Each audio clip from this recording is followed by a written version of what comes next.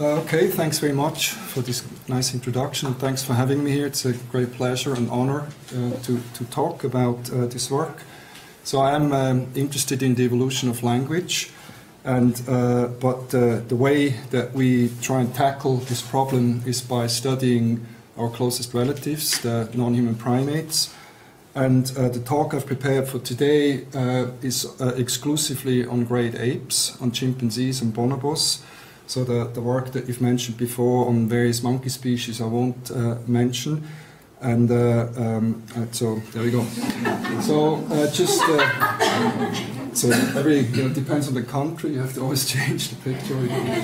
So, but just basically to give you a bit of background in our way of thinking.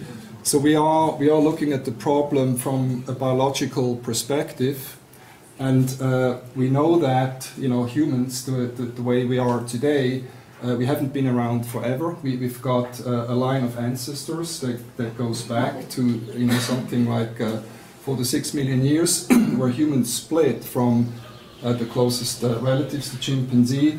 And here's sort of reconstructions of how our ancestral how our ancestors looked like, starting with Homo erectus, then going all the way down to Australopithecus, which was really sort of an intermediate form between an ape and a human.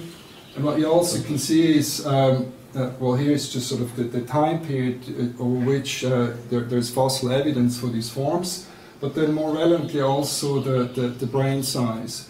So you can see what happened. So here's a modern chimp, which has less than half a liter brain volume. Humans about 3 times as much, even though the size difference isn't really that significant. But then if you go back, you see that even as little as sort of 2 million years ago, the brain wasn't really much bigger than that of a modern chimp, and with Australopithecus there was virtually no difference. So what clearly happened over the last 2 million years was a massive brain expansion, and almost certainly the linguistic capacities came with that. So here is the whole story again, but drawn as a phylogenetic tree. You got here time on the x-axis going back from 0 to something like 20 million years ago, and you can see that the human line and the chimpanzees and the bonobos, our closest relatives, were essentially one species something like 6 to 8 million years ago, and then we split and we evolved into who we are today, and so did the chimpanzees and the bonobos. So we know that we have language, we know that they don't. So the question is, in some ways, what are ancestral traits that may have evolved long before humans, that may even have been shared with the chimpanzees and the bonobos, and what is exclusively human? So our research is really interested in a way in this field here. What are the primate roots of this magnificent capacity that we've got, and what has been uniquely evolved over the last few hundreds of thousands of years?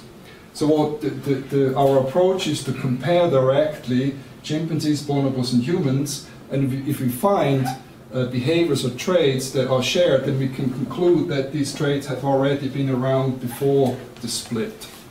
That's the logic. So let's start with just a little video clip to motivate this thing. So this is an X-ray video of someone talking. So language is essentially a vocal behavior, largely, and you can see that there's a whole bunch of structures involved. Notably the tongue, that does very intricate movements. It's a huge muscle that we have extreme control over, but there's other articulators such as the lips that make specific movements, then the larynx moves up and down, the mandible moves, and all these articulators combined are required for the spoken language.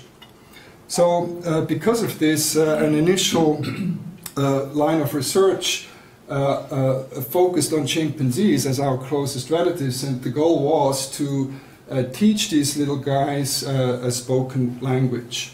And you may be familiar with this kind of work. It was very popular in the last decade, or century even, so around the 1950s and 60s. There was a whole bunch of projects that tried to teach chimpanzees and other great apes spoken language. And here's a famous example, a chimp called Vicky.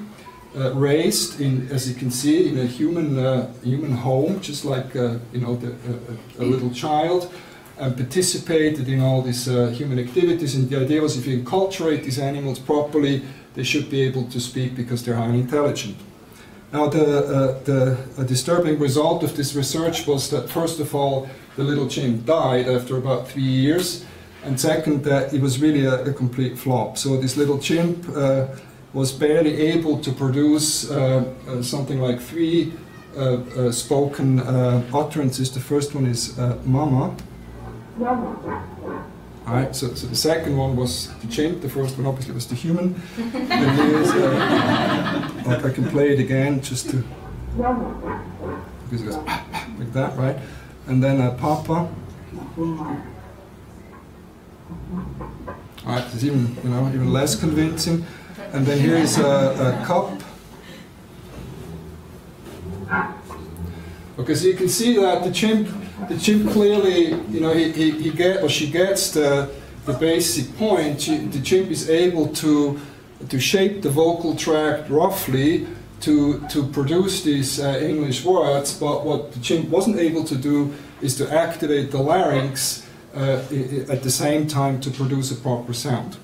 So this type of research got basically abandoned. People concluded that this was beyond the capacities of great apes, and then some people followed up with gestural work, but I don't want to discuss that in detail.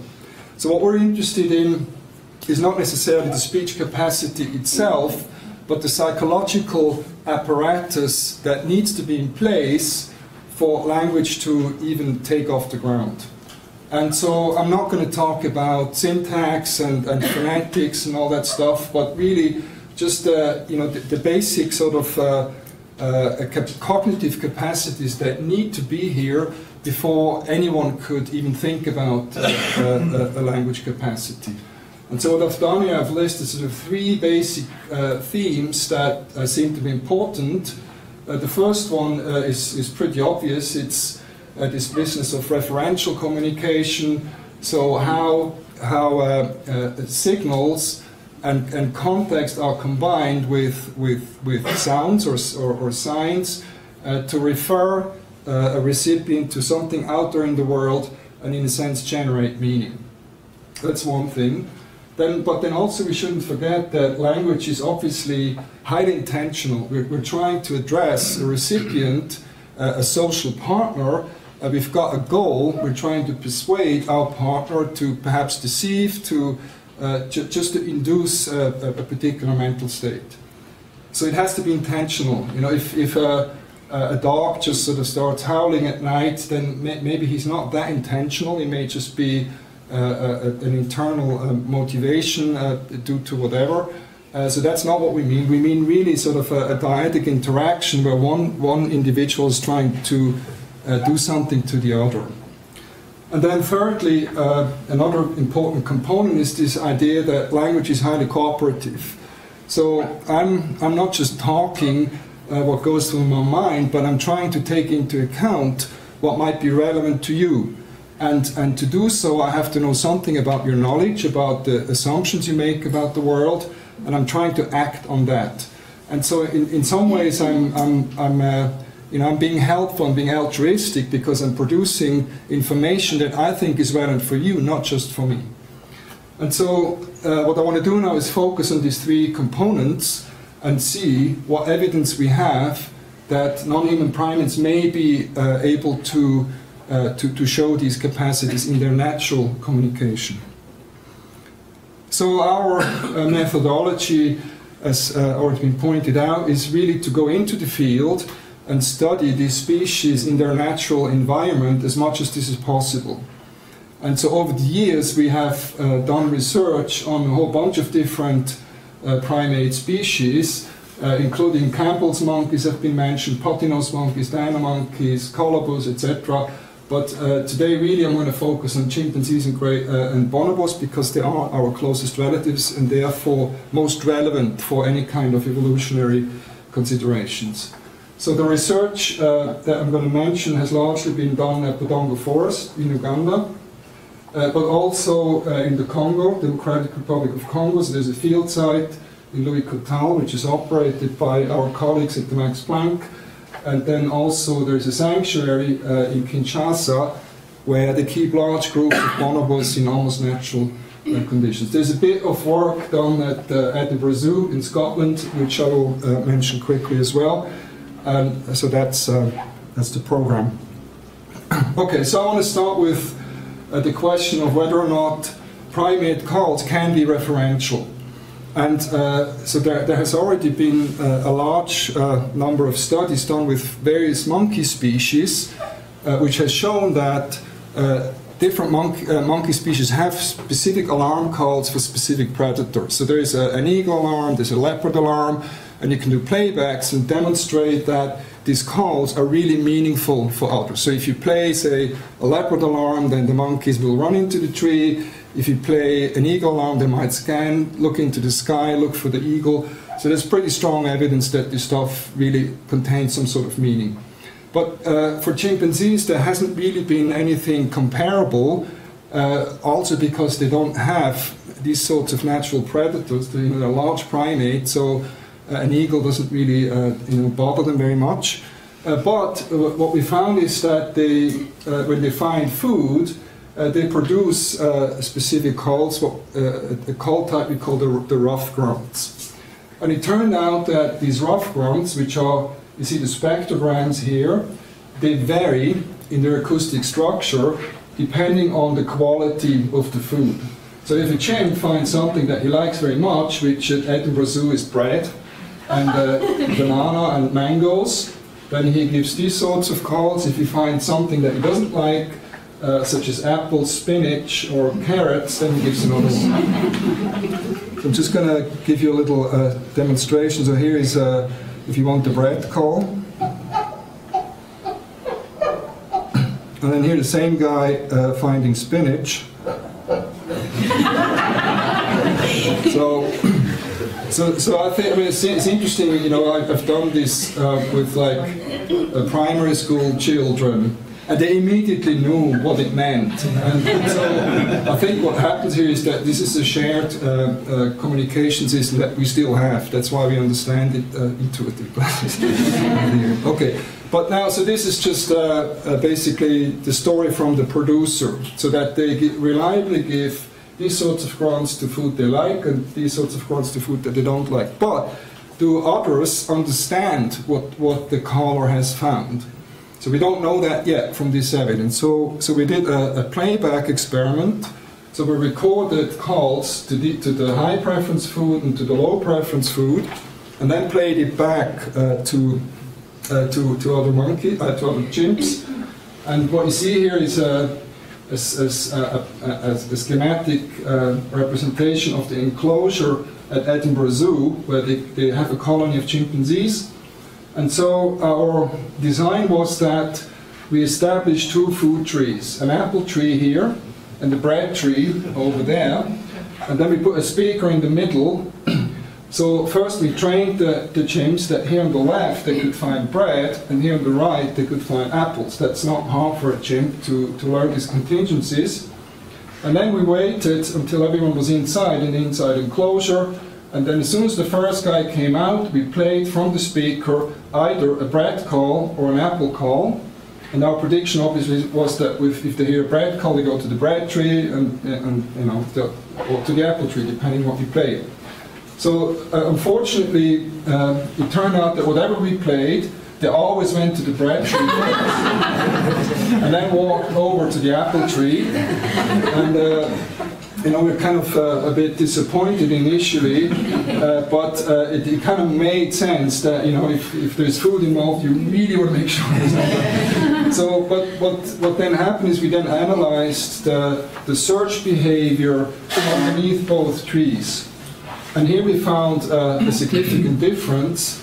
So if you played here on the right bread calls, then you can see that they searched much more underneath the bread tree in brown than underneath the apple tree in green. If you played apple grunts, then the opposite was the case. Overall they searched much less, so that already is indicative that they can distinguish the two. But even within those sort of lower search behavior, there was still relatively more search behavior under the apple tree than the bread tree. And then here we had a control where we didn't play anything, and you can see here there's no difference in search behavior. So here they don't have a hypothesis and just go check anyway, you know, because they don't know when the food comes. So we took it as evidence that they can A, discriminate these two calls, and B, relate it to the most likely food that's available. Okay, so there is other evidence which I'm not going to discuss. I want to move on now to the next point, the question of how intentional these chimpanzee and bonobos calls really are. And so here again, a few studies we've done. So these are now bonobos. They look like chimps, but in fact it's a different species. And as you can see, that's from the sanctuary. So they're being kept in large enclosures. And we're now looking at gestures. You know, there is a strong argument that a language has also a gestural component. I mean, you can see it when I speak, I can't help, and I have to sort of use my hands. And there's theories out arguing that language may have had a gestural precursor before we started to speak, and that's why people are very interested in gestural communication in great apes. So what we have found here is these bonobos, they are a little bit embarrassing to study because they use sex all the time, not just for reproduction but also for all sorts of social purposes. And of course that can be tricky because they live in large groups and there's competition and stuff. And so, but sometimes what these animals do is if they want to have sex with a particular partner, they try and lure the partner away from the group and, you know, go into sort of a secret location. Now, how do you do that? Because you don't want to be too conspicuous. And what we found is that they use a hand gesture very similar to the human beckoning gestures. They go a bit like this, right? So I'm going to show you one example. So I'm just going to comment as we go. So the recipient is a female who is very attractive to the males because she has a lot of swelling. She's somewhere down here. You're going to see her in a second. And the guy is trying to convince her to follow her. So here he is on the left. Now watch him. He's going to do it a couple of times. That was one. And you can see how he checks back. He checks whether or not his signaling has had any effect. It didn't. That's why he comes back. So there is a persistence, obviously, and so now it just, you know, makes clear what it's all about. And another beckoning gesture, and she's watching that and trying to decide. And by and large, she finds it an interesting proposition. I gestured again. And now here is his plan.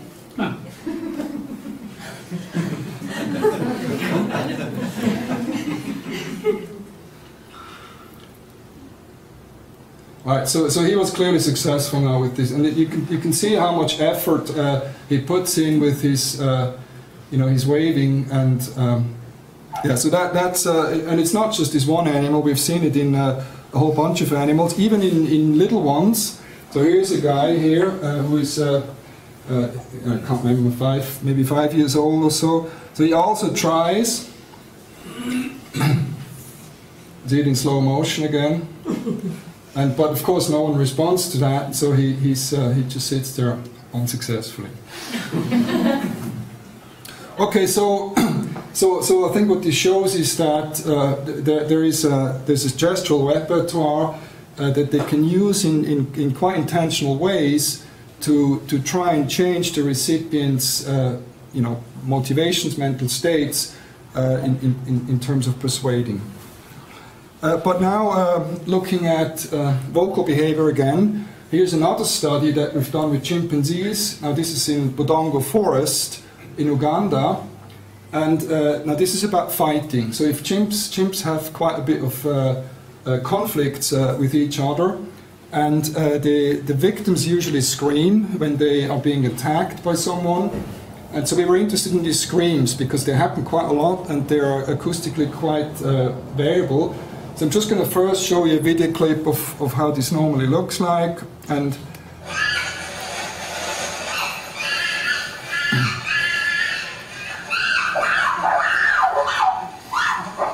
okay, so you might be disappointed about the quality of the footage, but this is really how it is in the real world. It's not how the BBC shows it to us, because that's what we see and that's what the chimps see, which is basically a bunch of leaves and a few shadows running around. And so even for chimpanzees, it's not easy to understand what actually goes on socially, even though this is highly relevant. And it turns out that a lot of these vocalizations carry very specific meaning about what actually goes on. So what you have heard now, if you were a chimp expert, is that one chimp got attacked by another and screamed as a victim. There's a victim scream. He ran back, he got support, and then he came back with his friend, and as he did that, his calls changed. And so he became more aggressive in his screams. And we can hear this now. We know exactly, does he have support or not, or how badly is he attacked. So again, you can do acoustic analysis of these screams. So here's 4 victim screams. You can see the spectrograms again. And what we've managed to show here is that the acoustic structure of these screams is highly correlated with the events that takes place. So if it's mild aggression, you have these sorts of screams, severe aggression, these ones. And also within those, you can already infer more or less how badly the victim has been attacked. So here is just sort of simple stuff like, you know, a high-ranking animal just walks around in you know, a scary way, or here maybe he does a display, which is even worse, but it's not directed at someone in particular. And here on the right, you have 2 cases where the aggressor is really targeting someone and chasing, and then here even physically abusing by beating, stamping, kicking, and all sorts of nasty stuff. So this you can read from the calls. But now, interestingly, there was also a strong audience effect. So what this shows is a study where we looked at victims who have been exposed to severe aggression. So they got chased by someone. So here's the aggressor and here's the victim. But the only difference is that in the top panel, there was no one really around who was able to help. So there was a weak audience, you know, maybe some infants or low-ranking animals. And here at the bottom, there were other animals that were socially powerful, such as the alpha male or some other high-ranking animals. And it turns out that the victim screams were largely influenced by the composition of the audience. So I'm just going to demonstrate this. So here is a guy who got severely attacked, but there's no one there that could possibly help him. And now here's the same animal being attacked, but there is a high-ranking audience nearby who could potentially intervene. Because you can hear it's the structure of the scream has changed much more towards the severe end. It's as if, you know, he's exaggerating a bit, you know, in terms of what happened, because he's really trying, he's essentially communicating to the audience, come and help me. And so he's not faithfully representing what's happening to him, but he's, you know, trying to persuade this guy to step in, and sometimes they're successful. So that to me would be evidence that even in the vocal domain, there is intentionality behind this signaling, because animals are trying to change the behavior of a target audience that they know is around. Okay, now the third point, which, as it'll turn out, will be the most difficult one and the most controversial one, the question of how cooperative are primates when they produce vocalizations. So if you think again about the monkey alarm calls, so say, you know, here's a monkey and he sees an eagle, he'll give his eagle alarm call, and the recipients know that, they understand and do the appropriate responses, but that's not really evidence that the caller is actively trying to inform the recipient, and because he wants to help. It could well be that the caller is just an evolved machine that reacts in certain ways to reactant stimuli because of kin selection. There's all kinds of biological explanations for why that might be the case. So we don't really know how, in a sense, aware primates are and how helpful they want to be when they produce vocalizations. So here is a study that we that we're in the we're trying to get it published, and so to be able to be cooperative, to be helpful, in some ways you really have to understand something about your recipient, what the other knows and what the other doesn't know. And so what we found in this is bonobos again in Kinshasa. What we found is that these bonobos have all kinds of gestures that they use to persuade a human to give them food. Right? So they sit here around the fence, and then the caretaker comes and gives them some food, and you can see they're in competition. So they have to persuade the caretaker to give the food to them and not to that guy. And they have the little tricks by producing sort of idiosyncratic gestures that they think is attractive to the humans. So here's one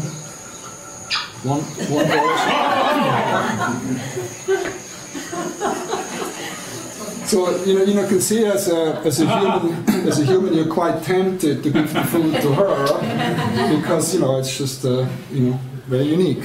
And here's another idiosyncratic behavior. So he's not so motivated, but he does this sort of raspberry sound with a clap. Right? So that's his kind of personal signal to the caretaker. So we thought this is quite interesting because it's almost a little bit like a private convention between the ape and the human. So our question was, first of all, how do they use that? How do they use these signals just when interacting? And then second, we were interested in what happens if you bring in a caretaker that they've never met before, someone unknown. Because with an unknown person, this stuff probably doesn't work really well because the caretaker doesn't know, what these gestures mean. So we would then expect that they should use those idiosyncratic gestures less, and certainly not insist. But then, if it doesn't work, try something else. So I just want to show you some data that are not published yet. So here we just looked at. So this is an experienced caretaker that they know. But he could be attentive and paying attention to the ape, or just sort of look away and not being attentive. And we discriminated between silent gestures that had no audible component and gestures that had some audible component, like the guy clapping, for example. And you can see that each line is one animal in both conditions. And you can see that for silent gestures, they're much more likely to be given if the caretaker is attentive and has visual contact. But if he's not paying attention and does something else, then the silent gestures are less common, except for one animal that goes the other way. But that's biology. With audible gestures, it's the opposite. So if they're inattentive, they're much more likely to give audible gestures than silent ones. So in some ways this shows that the ape has some understanding of how the other sees the world and acts upon that by selecting either silent or audible gestures depending on the attentive state of the recipient. So that's in a sense a minimum requirement for anything to do with cooperative signaling. If you don't understand your recipient, you can't ever be cooperative. It doesn't work. But now the second point, which we were more interested in, what if you compare the familiar caretaker that has a long history with these apes? This guy comes in every day, gives them food, and then you bring in someone from the village that they have never seen before, also giving food. And so what we did here is they always give series of gestures if you don't get the food. So you stand there with the food, and you don't give it to them, and they start, they try this and that and so on.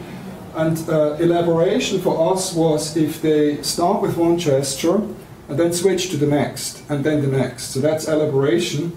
Repetition is just, I give a gesture, it doesn't work, and I give it again, because maybe you haven't understood me or haven't paid attention, and I do it again.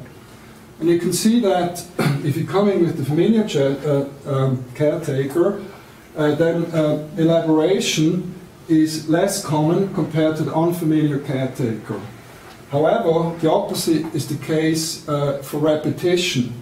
So, so if the familiar caretaker comes in and doesn't give the food, they're more likely to repeat and say the same thing again, because you worked yesterday, so what's going on today? And they repeat the same thing. And with unfamiliar ones, they hardly ever do that. They're much more likely to try something new. So yeah, again, it's at least consistent with the idea that they have some understanding of what the other might know about me and my communication behavior. So now the final set of studies are again with chimpanzees. Now, two studies on vocalizations back at these food calls that we discussed at the beginning. So they also do this in the wild when they walk through the forest, they find a good tree, they climb up, and they start giving food calls. And it's really an interesting behavior, because you kind of wonder, well, why should the ape give a call when he's found the food and he can just eat? Because all he does is generate competition and attract others, and yet they do it. So we were puzzled by this, and then we did some behavioral observational work first, and it turned out they're more likely to do it if they have friends nearby than other animals. So the nature of their audience matters. If it's a friend, they're more likely to call. If it's someone else, they're less likely to call for the same foods. So we did a playback experiment and basically waited until a chimp was up in a tree feeding, and then we simulated with a loudspeaker the arrival of another chimpanzee. And this could either be a friend or a non-friend of this guy. And our prediction was that if it's a friend, he should start calling. If it's a non-friend, he should stay silent, right? And this pretty much happened. There is more. It's more complex. What also mattered was the social rank of the animal who arrived. So if it was a very high-ranking animal, much higher ranking than our subject, then he was much more likely to call than if it was a lower-ranking animal. So here is just the rank difference, and you can see the no-call events usually were with animals who weren't really different in rank compared to the subject. But if the rank difference was large, they were much more likely to call. And here is a measure of friendship. Again, one being very good friend, 0 being not a good friend. And you can see it's the same pattern, that if a friend arrives, they're much more likely to call than if someone else arrives. So it is, in some ways, if you want, an altruistic signal they want to be probably with animals that they like when they feed, and it may be that that has long-term social benefits. There's an argument that there's some reciprocity involved, that they then support each other in fights and so on, but so far this is all correlational, but that's probably what's behind it. Okay, now the last set of studies has to do now with predators. I've said before that they don't really have any predators except for humans sometimes, but what they have in the forest are snakes, a lot of them. And most of the snakes they don't care about, but there's a few species that they're terrified of. And here is one, which I'm sure you can all see, because it's so well camouflaged. So it's a gaboon viper. There's also a rhinoceros viper. There's 2 species. Here's the head. So you can essentially see the whole body, but it's so well camouflaged that it is really difficult to see them. So fortunately, they're not extremely aggressive, but they're very, very dangerous if they do bite. And the chimps are very afraid of them and call.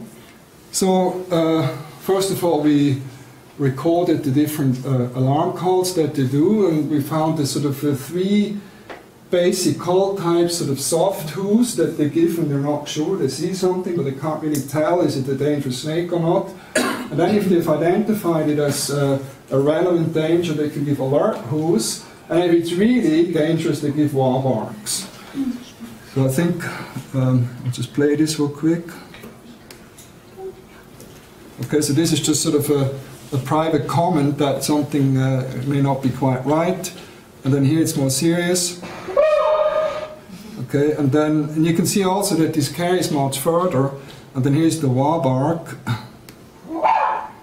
because that's then proper, properly dangerous. Okay, so we did a field experiment, and it was very simple.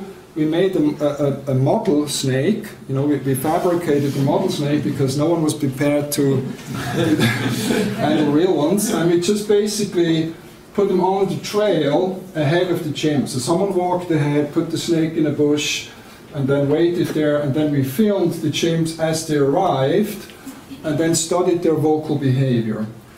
And I'm just going to show the clip to illustrate what happens in this experiment. So here's the guy walking.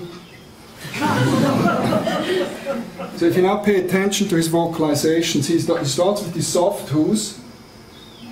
Here. So he's not quite sure what's going on there, if it's dangerous or not. Probably our model wasn't so great. But the relevant point is now, at some point, he notices that sneak and slow. From behind, his friend approaches, and he sees him coming, and at that moment, he gives an alert who. So now he turns his head, you see? So that was an alert who, and you can see now that the camera's going to zoom back, and you can see now the effect of this signaling on his friend. So he sits down, doesn't approach, he understands that there's something going on there, and they just kind of, ponder what we should do next. So the main point here is that he didn't give his alarm call to the snake because, he may have been afraid of the snake. He gave it to his friend because, because presumably he is trying to communicate to him that there's something dangerous here. So we then did, in this analysis, we made a judgment about the knowledge state of the audience. And we distinguished sort of three knowledge states. They could either be completely ignorant, so they had no idea that there was a snake. So what would the caller do now? So I see a snake, and behind me are other group members that have no idea about the snake. Shall I call or should I not call? And then there was sort of the high-level knowledge that my friend has already seen the snake because I know that, I've been with him, so we've both seen it. Or there's sort of intermediate state where I've given my call and then someone comes walking, but of course he doesn't know where the snake is, but he knows that there is a snake. And then we simply checked what happens at the arrival of these three different audiences. Ignorant, half knowledgeable, and fully knowledgeable. Do they call or not? And you can see that these are actual raw data, so each case was one trial. And you can see that if the audience is ignorant, they're much more likely to give alarm calls than if the audience is knowledgeable. And then the pattern turns in the fully ignorant, in the fully knowledgeable one is much more no's, and in the half-knowledgeable ones as well. So again, this sort of suggests at least that they have some understanding how helpful their vocal behavior might be for their audiences and trying to inform them. But I have to say, these alarm calls are it really seems to be sort of an exception. Normally, they don't show any evidence of sort of being very cooperative in their communication behavior. It's all about themselves. They want to achieve something. They want to persuade someone or deceive someone, and that's what they do. And these alarm call examples are truly the exception, I think, so far. Okay, so I'm going to sum up. So again, this is our phylogenetic tree with different species, and that's sort of millions of years back. So roughly here, we and the chimps were one species. So I think it's safe to conclude that in terms of referential signaling, this is an old capacity that has evolved probably much further back, because there's also evidence from many monkey species that they can do similar stuff. In terms of intentional signaling, This may be much more restricted to the great apes and to the humans. We haven't got any good evidence in the monkeys. They seem to be more in their own world and less socially aware. And then in terms of truly cooperative communication, we do see sort of pockets of that behavior in the chimps at least, but it's by no means as widespread as in humans, where almost everything is cooperative. We really try and take the audience into account and act on that.